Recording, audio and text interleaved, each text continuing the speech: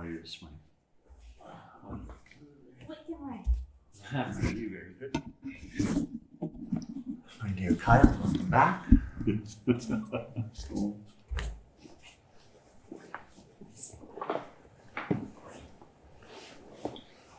Okay, let's chant the Geeta Dhyanam. My dear Swami Satchidananda, and we've been reading from a few of the different translations of the Gita, but leading with Living Gita in the island. So he gives us this wonderful English translation of the Geeta Dhyanam. Okay, well, very good.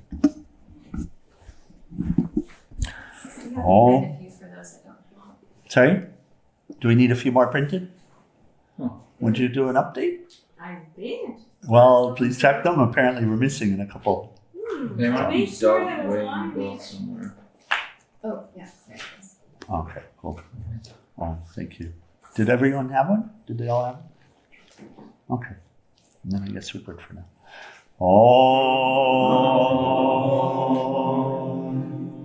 O Bhagavad Gita, by which Arjuna was illumined by Lord Krishna himself, and which was composed of 18 chapters of the Mahabharata by the ancient sage Vyasa. O Divine Mother, destroyer of rebirth, who showers the nectar of oneness upon us, O Bhagavad Gita, my affectionate mother, on thee I meditate. All the Upanishads and the cows, the milker is the cowherd boy Krishna, Arjuna is the calf, people of purified intellect are the drinkers. The milk is the supreme nectar of the Gita. My salutations to the Lord, who is the source of supreme bliss, whose grace makes the mute eloquent and the crippled cross mountains. Hari Om Tat Sat. Okay. So we're in chapter 4, book 4, discussing yoga of renunciation, action, and wisdom, the three together. And so we're in this discussion of what is action and what is inaction, coming to the famous sloka on this subject. And yesterday, Lord Krishna told us, after telling us that he's the only actor here, the only doer here, then he says, I am not the doer. So we noticed that switch, right? So who wants to pick up there? What's the subtle point? It's actually not so subtle at all, but it's very hard to catch. What's the point? Who's doing?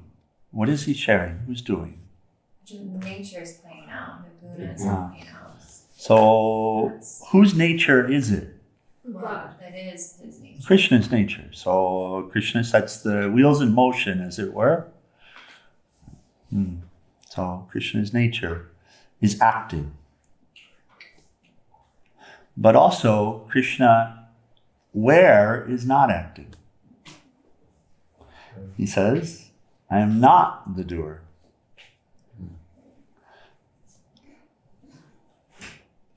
It's the same as you, and that's why I say it's actually not so subtle, but it seems to be. He's not affected by the guna. He's aware of the actions, but he's not actually. Because he's the I. Yeah.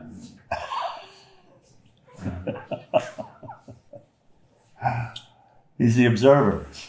Do you have an inside and an outside? Do you have an inside and an outside? It appears. Is there an I at the center of all of this? Yeah. Ah. The only. Okay. And who's acting?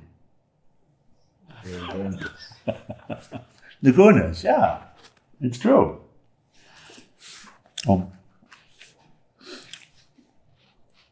So here's where we picked up. We'll just read these shlokas. In order to succeed, people worship the gods, devas. Success soon comes by actions in the world, by variously distributing nature's qualities, gunas, and activities, karma, throughout humanity. I thus created the different mental tendencies. Though I am the author of it all, know that I am not the doer, and I never change. I am unaffected by all actions, nor do I desire any result. So that's not that hard to relate to, correct? Okay. So not affected by the actions. And in the world body, so you could say body of Krishna or body of Christ, we can say. That's said in the Christian tradition, isn't it? That the universe is the body of Christ? So same, isn't it? Yeah. So in this body of Krishna, what actions are done here? Look throughout the universe. What actions are done? Every action. Is it so? Yeah. Everything? Anything, everything? There are, right this moment, it says in Yoga Vasishta, entire civilizations being born and entire civilizations dying right now, in this moment. This universe, this one universe is unimaginable because it's infinite, because everything's here. Huh? And there are infinite universes. And so with the blinders on, we say, well, this is being done. Could you say everybody in the world is sitting in satsang right now? But you could say everybody in my limited experience at this moment is sitting in satsang. Right? But if you expand the scope, you'll see that there are other activities going on as well. We discussed the energy for the activities comes from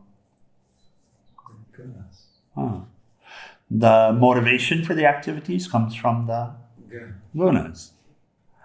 The predisposition to the activities, the action itself, the actors, what are they made of? They're made of the elements of nature, right? Thank you, Mataji. The actors, they're made of, constructed of the elements of nature, correct? And what's underlying? Is there an intelligence underlying all of this? Yeah. Is it my intelligence? It's a universal intelligence, isn't it? So everything here is universal factor. Everything here is universal factor, individualized, appearing as an individual, but it's a universal factor, right? So I created nature by variously distributing nature's qualities. So I gave you a mixture of rajas, tamas, and sattva. I gave you a different mixture of rajas, tamas, and sattva. And you different still. So by variously distributing, and the dogs get a lot of rajas, and the manatees get a lot of tamas, and the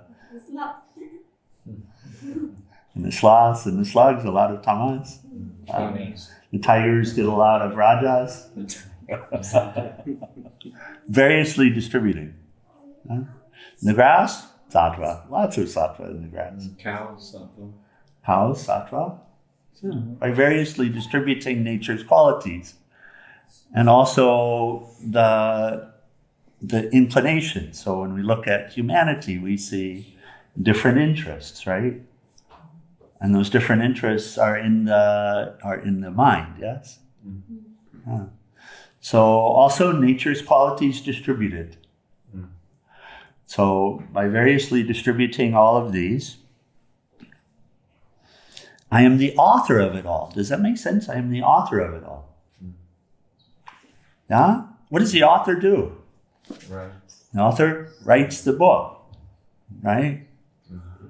So I'm the author of it all. But know that I am not the doer and I never change.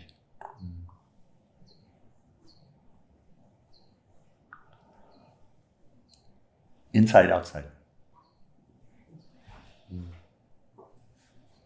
Inside, outside. So it's almost like the code. Don't you see that I know we don't, but we do. Because we have the experience. Hari, has I ever been affected by any action whatsoever? No. No. So is I the doer? No. No. Swamiji, I'm having trouble grasping it all. I know. And This one is. Should I just accept where I am, or read like Bhagavad Gita for dummies, or the kids' version of it, or something at this point? Like, No. I'm not getting it. No. We just accept where we are, but we also try to stretch ourselves to grasp what's being shared. It's like that, and we move on, and then we come back again. Maybe I'm just not quite ready, but I'm trying. No. You are. Everybody's ready where they are. Everybody's ready exactly where they are. But here's a point that anybody can grasp. You do, correct? Mm-hmm. You engage in action, correct? Mm-hmm. Are you that action which you do, which you engage in? No. No. That's God. So you can see that I'm doing, at some level I'm doing. Now, who's doing? What's doing? The mind is doing, correct? Mm-hmm. The mind is thinking. The life force is flowing through this instrument, right? Right. The actions that are being done, the hand is doing, right? The feet are doing. The mouth is doing. Yes? The heart is pumping. The heart is pumping. So these are all instruments, right? These are all of the body, yes? Mm-hmm. Okay. So it's a good concept that we can deal with. So you could say from this perspective, I'm doing, but I'm not that which is being done. I'm not the result. I'm not the of result. the action. Yeah. And I'm also not the action itself. Right? People say, just a moment, people say, who are you? Someone says, who are you? And the answer will be, I'm a man. But is that so? The body. The body is a man. Yeah. People say I'm young. Is that so? Referring to the body. People say I'm a scientist. Is that so? That's what you do. That's what you do. It's not I'm a you. doctor. Also, not true. So then who am I? Where you come is, I'm a mystery. I'm a mystery. I'm a mystery. Because I actually don't know. And this is a process of discovery.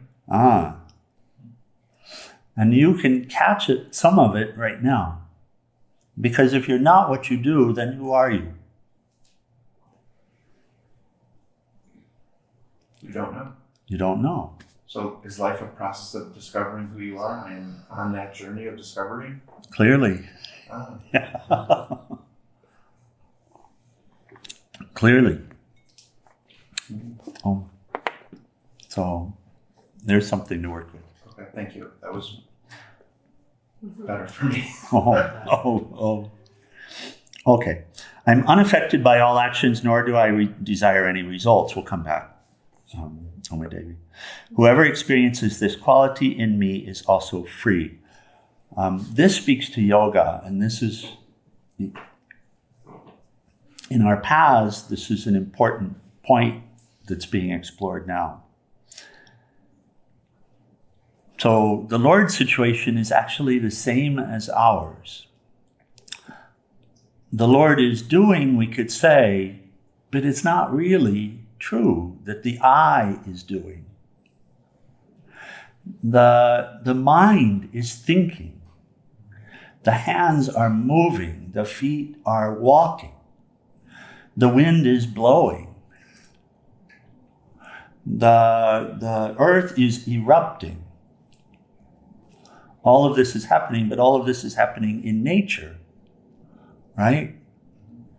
In the outer. And even the thoughts are outer to the eye. Even the thoughts are outer to the eye. So he says, but I, and this is a very personal statement too, I am unaffected by all of the action. So even though the earth is quaking and the asteroids are running into planets and the suns are blowing up at a massive scale, even though universes are being born right now, even though universes are dying right now, I am unaffected by any of it. This is the Lord speaking. Can we kind of touch it? Just touch it? Because this is all action that's being referred to. I'm not the product of the action. Is that true? On a very personal level, you can look and say, I'm not the product of the action, right? I'm acting, but I'm not the product of it. And sometimes we can even picture ourselves on a stage acting. And say, yeah, it's true, I'm acting through this. Right? People say you're moving your hand, and okay, fine, that's an experience. I think, move the hand moves. So you can see how that could be said, but okay, fine, I'm moving the hand. But am I affected by the hand moving? Is the eye affected by the hand moving? No, I'm just acting. But I'm unaffected by the action. The Lord is saying this. Can we touch it? Does that make sense? Lord of the universe is unaffected by all the stuff that's happening here. None of it actually touches him or her. Or us. Or the I. Or The I in each of us. So our situation is the same as the Lord's situation. But we're caught up in taking ourselves to be the action that's being done, or the instrument that's performing the action. It's like we pick up a knife from the drawer in the kitchen, and we cut a fruit, but we take ourselves to be the knife. It's like we pick up the knife, and all of a sudden I'm the knife.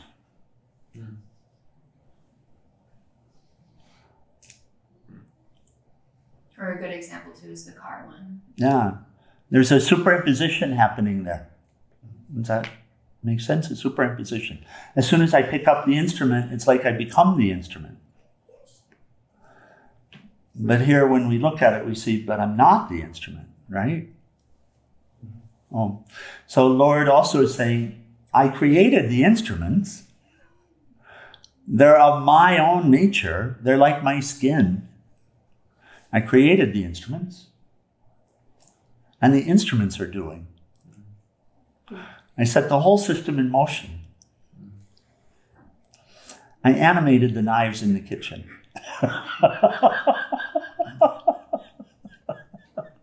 I gave them the ability to cut fruit on their own. So it feels like we almost need to turn down the volume of the reality outside of us and kind of dim the lights a little bit, sort of And like step back. computer and be more focused with the peace within, And step back. which is more important than the reality, correct? Yeah, no, it's always a stepping back because we've become completely absorbed and identified with the action, with what's happening. And Lord is starting here by saying, look, I'm not the action. That's my nature. That's like saying that's my car that's driving down the road. So the Lord's teaching us how to read the situation. How to step back. How to step back. How to step back. How to broaden the perspective. You know, an analogy that makes it really clear, at least for me, is it's the screen and the movie. The eye is like the screen. It's not affected by the characters or what's happening in the movie, but we identify with the characters in the movie. Yep, it's a good one. It's a good one. Thank you. So he says, I am unaffected by all actions. We grasp what he's sharing, right? I'm not affected by them, nor do I desire any results. Whoever experiences this quality in me is also free. So he says, I am actually free because I know that I am unaffected by anything that happens here. And by the way, everything happens here. And none of it affects me. But you said God doesn't desire any results. So he doesn't care, or not if we're good, or if we have proper behavior. I would like him to care. Who is acting badly? The body, the action, The thoughts? Not the eye. So this isn't a why question. This is more a reality question, a question of the nature of reality. And it's also the discussion that we're having here relates to freedom or bondage. When I take myself to be this body, which I'm not, then I take myself to be subject to birth and death. And I experience great fear, great anxiety, great anger, hatred, judgment, all of these, which as it were color me and cause me to what? Act sadly. To suffer. These are all states of suffering, aren't they? Fear, anger. We were in a lovely discussion last night on fear. So, and by the way, everything happens here. So you do this. In the Buddhist tradition, it said, where there's this, there's that. You do this, but someone else does that. Why? Because there's everything here. From an individual level, you can talk about good or bad. But if you step back, how can you talk about that? Because both are here. Where there's a good action, there's a bad action. Where there's light, there's dark. It's the pairs of opposites, right? So there's everything here, isn't there?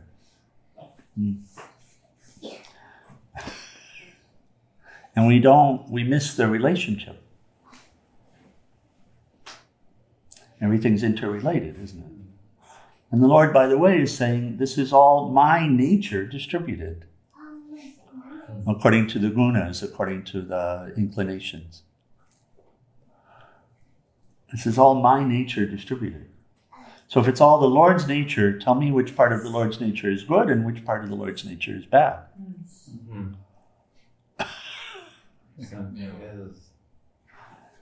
It's the same universal force that empowers every action here. So of course it doesn't discriminate. The universal force doesn't discriminate. We all have to be here. Where there's this, there's that. Where there's Republican, there's Democrat.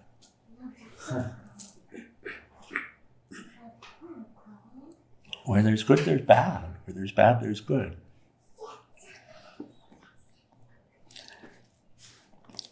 So, and this isn't a why question. We'll move on. I'm unaffected by all actions. We got it. Nor do I desire any results. Whoever experiences this quality in me is also free. So he says, I'm free. Why is he free? Why is the Lord free? Because he doesn't desire any results. Because he doesn't desire any results. And non-desirous of any results, everything happens anyway, correct? Because why? Hari, because why? Non-desirous of results, everything happens anyway. Because it's the gunas. Because it's the gunas, because it's nature. This is what happens here.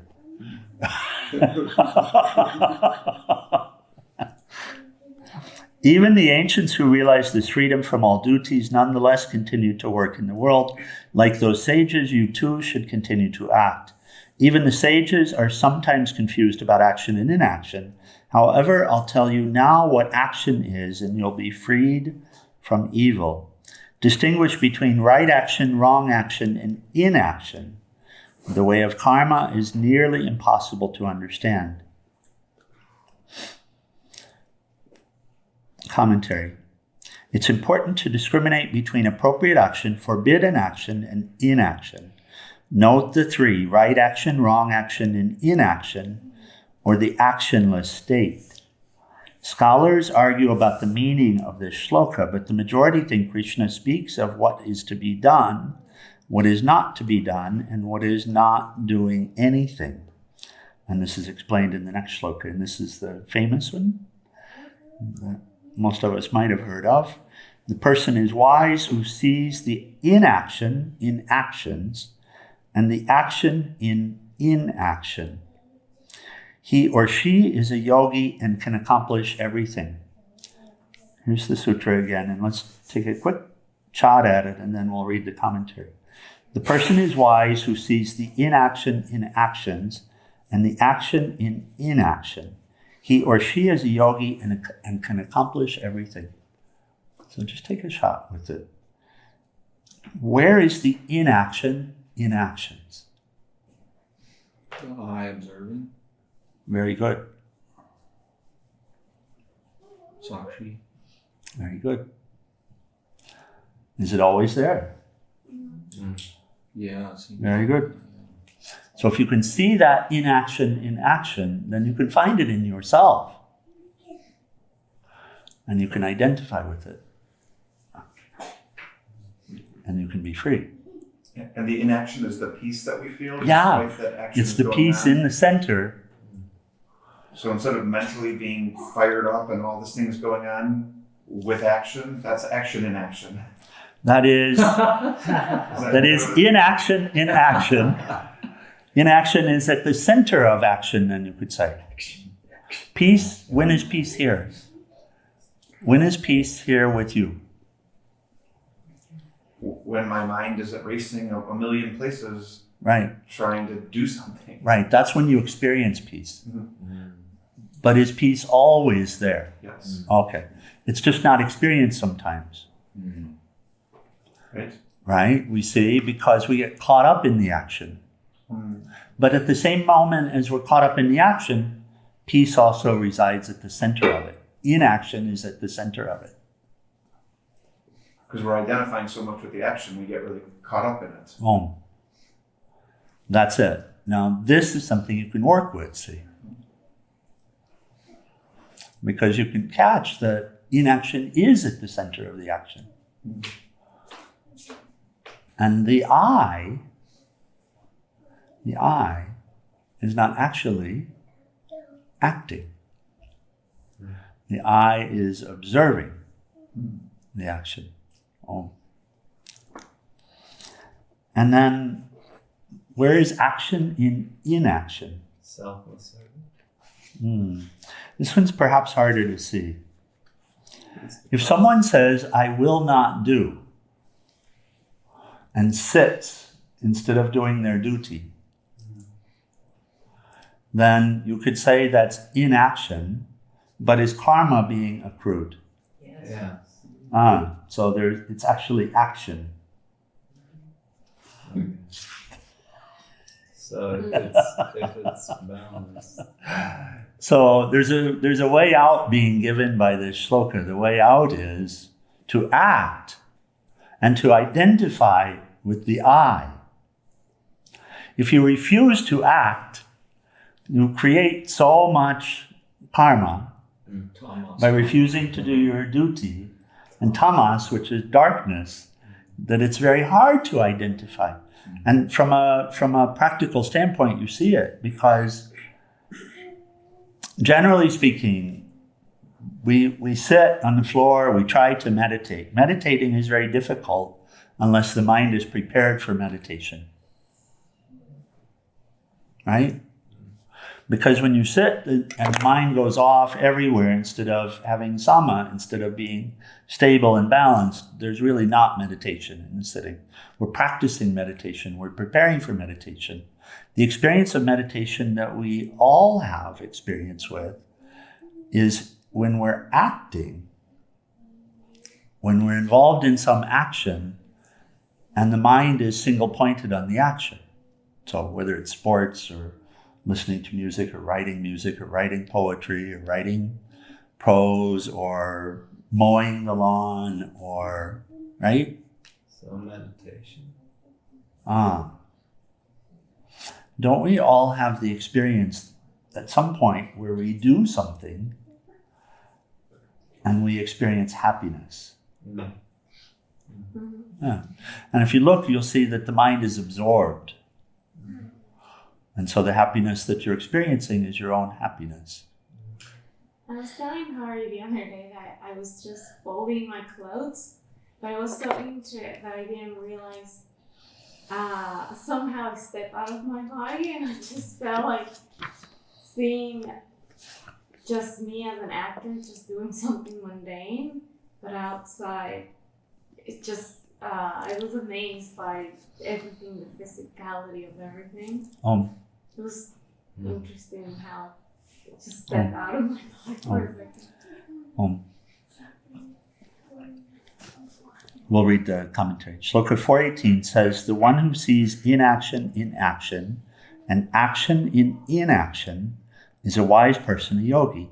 Having reached this point, you have accomplished everything. You do, and at the same time, you do not.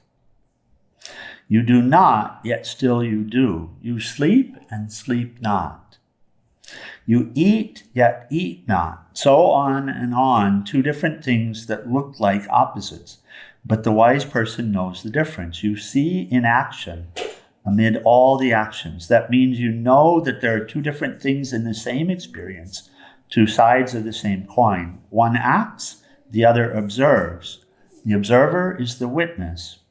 As a witness, you don't act. As an actor, you don't witness. If you're a wise person, you take both positions simultaneously. You know who is doing and who is observing.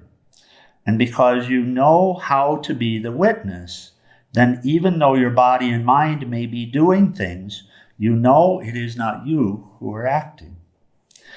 But in the previous shloka, Krishna finishes by saying the way of karma is impossible to understand from the viewpoint of the onlooker who sees somebody doing something. It can't be understood. The onlooker cannot tell whether the person is acting or not acting.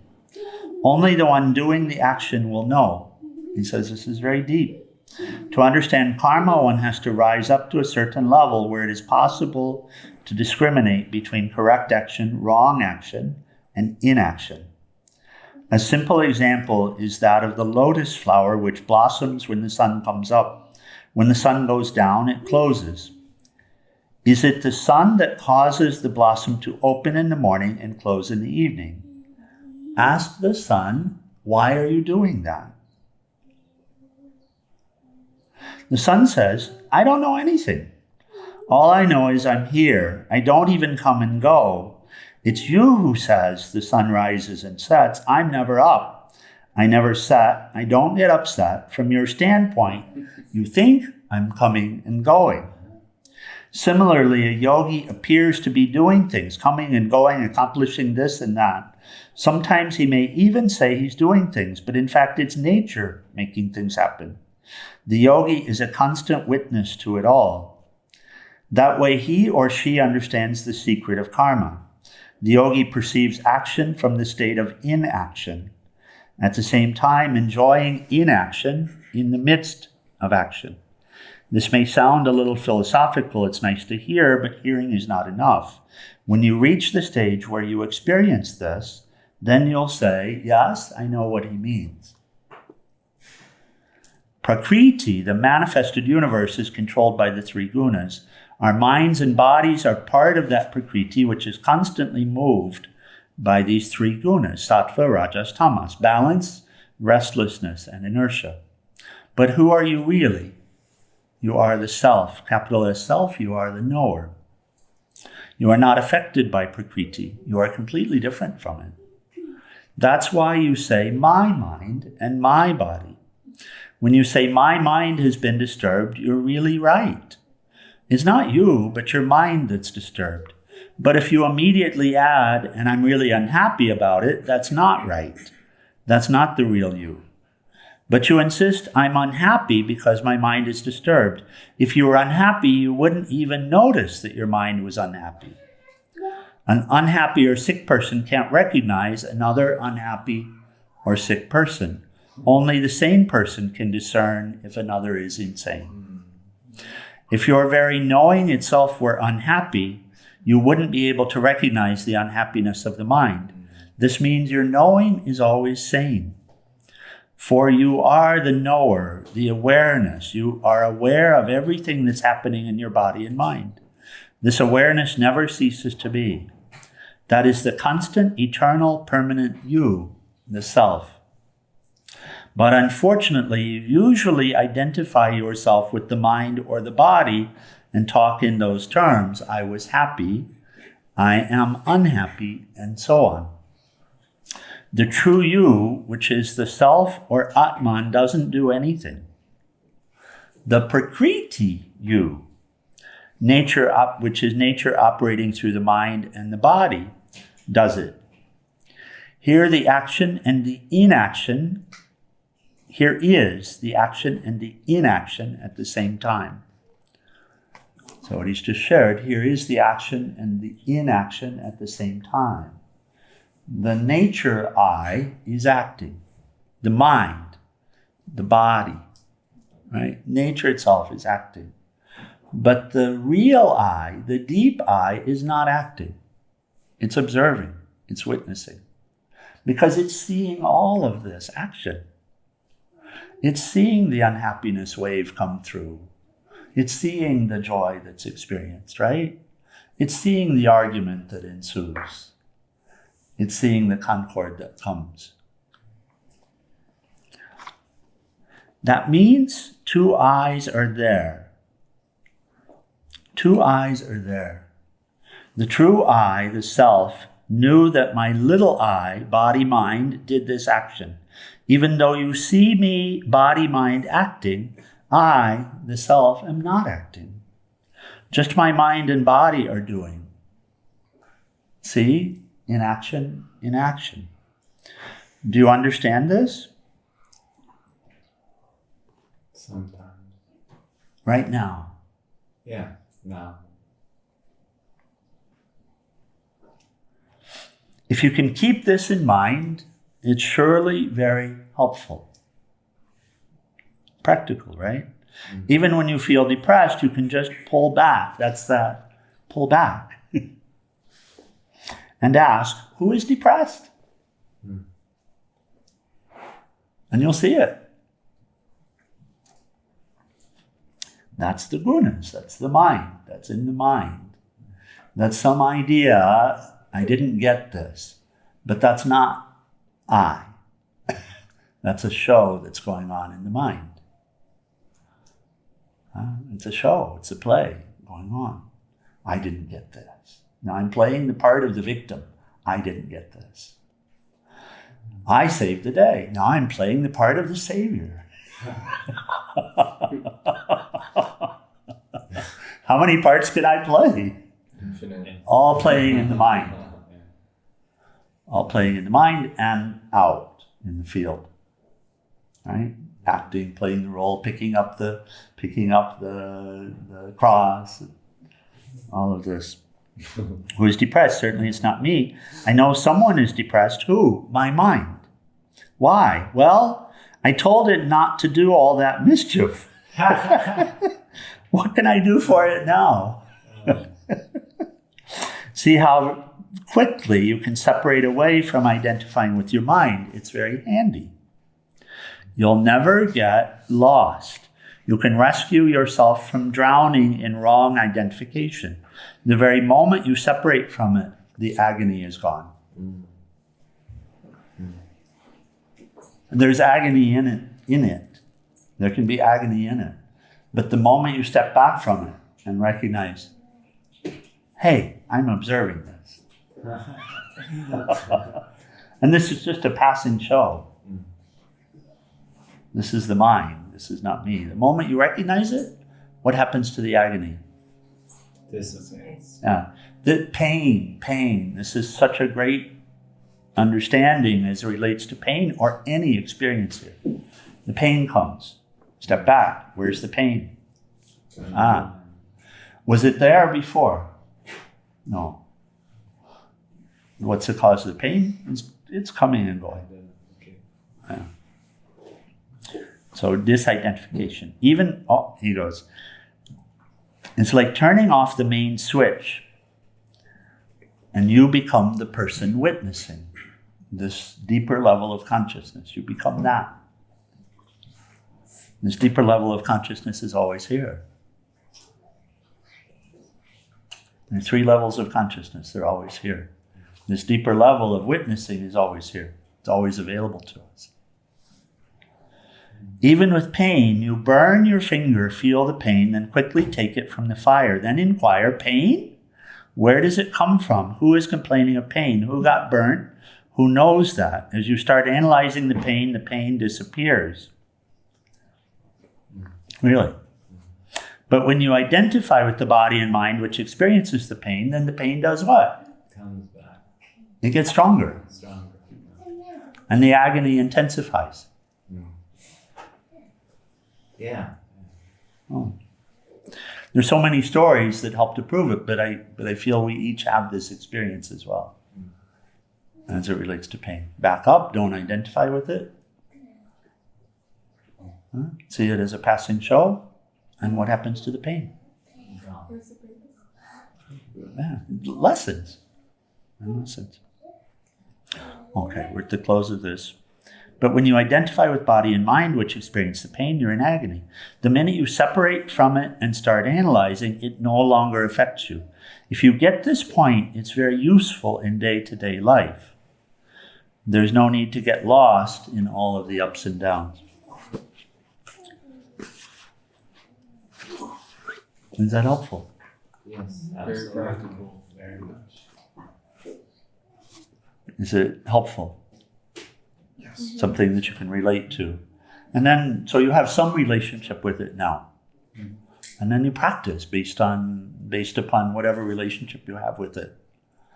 I'm sure you'll be given opportunities today to practice. But it's like somebody will say something to me and have an opinion of me and it will trouble me, but then I need to, like, after the conversation is over, I need to launch this inquiry of all these different positions and thinking about it and revisiting, and it's such a terrible cycle, you know? Yeah. And it's like, I know I'm going to do that. Oh, I'm going to spend the next 4 hours, and in the middle of the night, I'm going to wake up and I'm going to think about it, and I just don't want any of it, even beforehand. Right. If they don't like me, oh well, but it's hard not to get caught up in all that. So you step back and you see who doesn't like who. You can ask this question, who doesn't like who? And who's not being liked?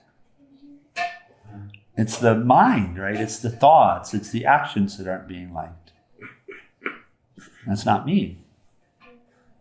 I'm putting so much importance on maybe the opinion of someone else of me, which isn't even really relevant. Right, which is an To me, opinion, it's I. which is an opinion of the gunas, from the gunas, of the gunas. It's Raja saying, I don't like tamas.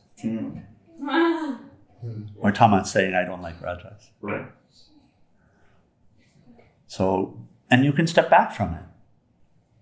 You know, as the actor, you do your best. But as the self, you're ever free.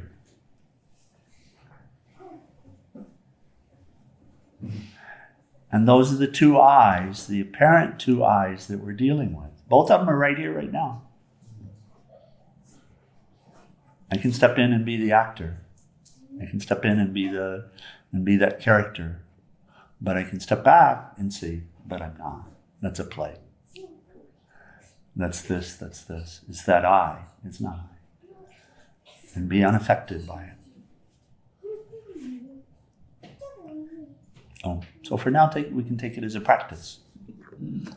And as we practice it, this is this nididhyasana. As we practice it, then we learn the truth of it more deeply, and we're given experiences that help us to disidentify with the play, detach from the play. Still play. Doesn't mean stop playing. Just stop being offended. Just, stop taking the play as your own self.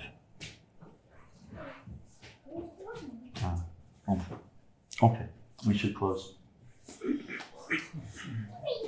Final prayers in R2. Short version this morning. Page 174. Om.